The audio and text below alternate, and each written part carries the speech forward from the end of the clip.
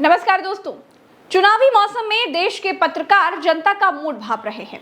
दैनिक भास्कर ने अपने दो पत्रकारों आशीष राय और विनोद यादव को महाराष्ट्र का मिजाज समझने के लिए भेजा। मुंबई और नासिक दोनों शहरों में क्या कुछ चल रहा है, लोग क्या सोच रहे हैं, इस पर एक रिपोर्ट भास्कर ने छापी है। इस रिपोर्ट के मुताबिक महाराष्ट्र में राम लहर का कोई असर नहीं है। महाराष्ट्र की 48 सीटों पर 5 चरण में वोटिंग होनी है। मुंबई और नासिक में महंगाई और बेरोजगारी तो मुद्दा है, लेकिन राम मंदिर का बन जाना कोई मुद्दा नहीं है। महाराष्ट्र में बीते 5 सालों में 2 बार सरकार गिरी और 3 मुख्यमंत्री बदल गए।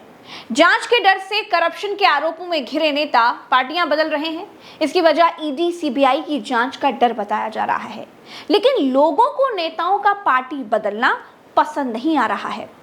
दोस्तों, महाराष्ट्र में आरक्षण भी एक बहुत बड़ा मुद्दा है। यहाँ मराठा और धनगर बिरादरी दोनों के ही लोग आरक्षण मांग रहे हैं, और अगर आप इनके असर को समझने की कोशिश करें तो ये दोनों ही 20 लोकसभा सीटों पर भयंकर असर डालते हैं। महाराष्ट्र के विदर्भ और मराठवाड़ा में किसानों के मुद्दों का भी असर दिख रहा है। महाराष्ट्र में किसानों की आत्महत्या के ज्यादा मामले विदर्भ से सामने आते रहे हैं, लेकिन इस बार मराठवाड़ा में और भी बड़ा मुद्दा है। इस इलाके में सूखा पड़ना सबसे बड़ी समस्या है। बात अगर राम मंदिर की करें तो उसका कोई असर नहीं दिख रहा है। हाँ, ये जरूर है कि उत्तर भारतीय वोटर्स राम मंदिर के नाम पर वोट कर सकते हैं। दोस्तों, महाराष्ट्र 5 रीजन्स में बटा हुआ है।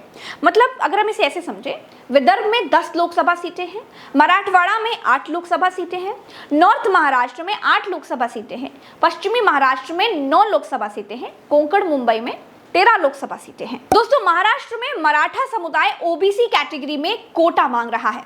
इससे मराठा ओबीसी वोट का पोलराइजेशन हो जाएगा। शिंदे सरकार मराठा समुदाय को आरक्षण देने का वादा कर चुके हैं।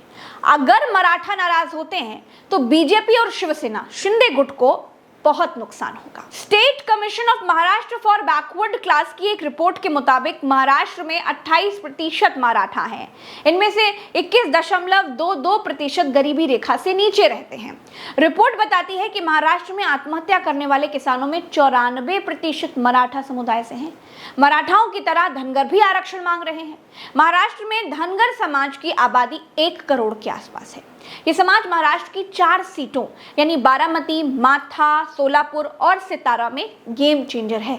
महाराष्ट्र को लेकर दैनिक भास्कर ने ही जो अपना सर्वे कराया, उसमें भी इस राज्य में बीजेपी को 10 में से 12 सीटों का नुकसान होता हुआ साफ दिखाई दे रहा है। एनडीए यहां 30 सीटों पर सिमट सकता है। यूपी और बिहार के बाद महाराष्ट्र बीजेपी के लिए बहुत महत्वपूर्ण राज्य है दोस्तों, और अगर यहां पर बीजेपी को वो ताकत नहीं मिल पा रही है जो वो चाहती है, तो ये बड़ी चिंता वाली बात होगी। नमस्कार।